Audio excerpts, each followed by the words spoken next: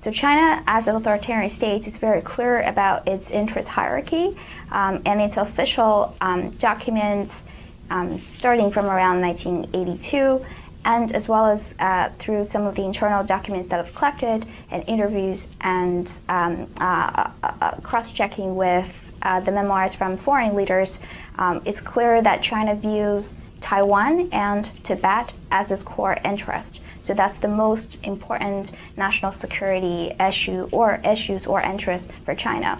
And down, one level down the ladder is territorial disputes, including South and East China Seas.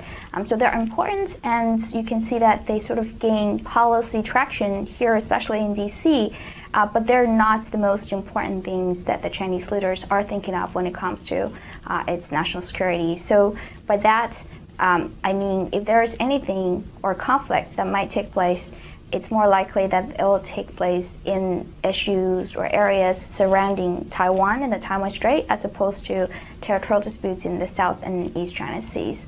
From my understanding and research, what China really and ultimately wants in the South China Sea is still quite highly debatable among the policy community in China, among government analysts, the officials and scholars, so they do not exactly know what they want out of the South China Sea. So one thing we can be certain is that it does want to militarize the South China Sea through those reclaimed rocks, so as to either provide more logistical support for the patrols around the South China Sea, or potentially for some future use. But at the same time, it's quite debatable how useful these militarized infrastructure would be. Is it going to be